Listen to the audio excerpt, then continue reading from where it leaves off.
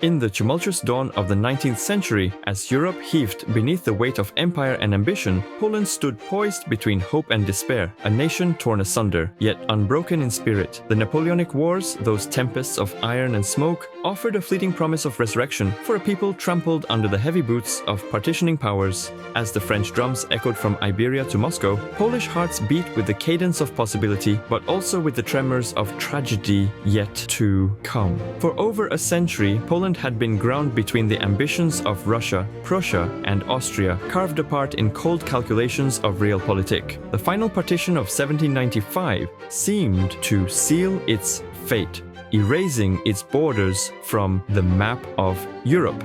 Though the land was partitioned, the Polish soul remained indivisible. Secret circles of exiles in Paris, the salons of the Enlightenment, and the scattered remnants of Polish nobility and thinkers, the likes of Kosciuszko, Chopin's father's generation, and the poets and philosophers who whispered of freedom in foreign tongues, all wove a tapestry of longing. In the smoky salons of Paris, in the coffee houses of Rome, in the libraries of London, Polish émigrés nurtured a vision of rebirth, one that found a flickering beacon in the figure of Napoleon Bonaparte. To the Poles, Napoleon was a paradox, the usurper of European crowns, yet the liberator of nations, the general of ruthless ambition, yet the symbol of a new order where merit could eclipse birthright. His personal sentiments toward Poland were laced with both pragmatism and a touch of genuine admiration. He recognized in the Poles a martial spirit that could serve his grand designs, yet he also saw in their plight a mirror of his own Corsican heritage, proud, defiant, and unjustly oppressed. When he spoke of Poland, it was often with the air of a commander playing a delicate chess game. I shall see whether the Poles deserve to be a nation once more. It was a conditional promise tethered to victory and loyalty. But for a people bereft of sovereignty, even conditional hope could ignite the fires of resistance. The Duchy of Warsaw, established in 1807 under the aegis of Napoleon, was the fragile embodiment of this hope. Carved from Prussian territories governed by Frederick Augustus I of Saxony, it was a compromise, a flicker of independence constrained by the limits of French hegemony. Yet within its borders, the ancient Polish identity was rekindled.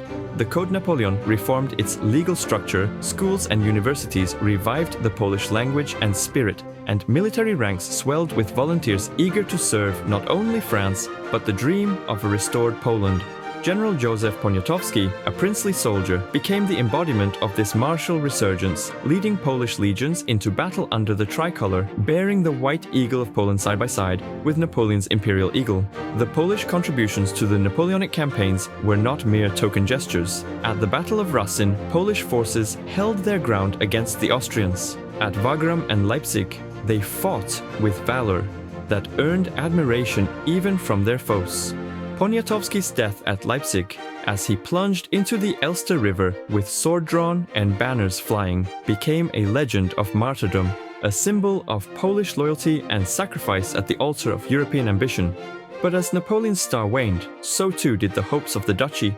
The collapse of the French Empire shattered the fragile edifice of Polish autonomy, and the Congress of Vienna in 1815, that cold assembly of victors, restored the old partitions, leaving Poland once again a captive of empires. Yet the story of Poland during the Napoleonic Wars is not solely one of battlefield valor or diplomatic treachery. It is also a tale of ideas, of thinkers and writers who, though scattered, kept the Polish question alive in the minds of Europe. From the exiled philosophers in Paris to the scholars in Vienna and St. Petersburg, from the poets who smuggled verses across borders to the young officers who dreamed of a republic born from the ashes, the intellectual ferment of the era transcended national boundaries. They debated the meaning of nationhood, the rights of citizens, and the future of Europe itself. Their thoughts foreshadowed the uprisings of 1830 and 1863, the great Romantic age of Polish resistance, when sword and pen would again be united in defiance.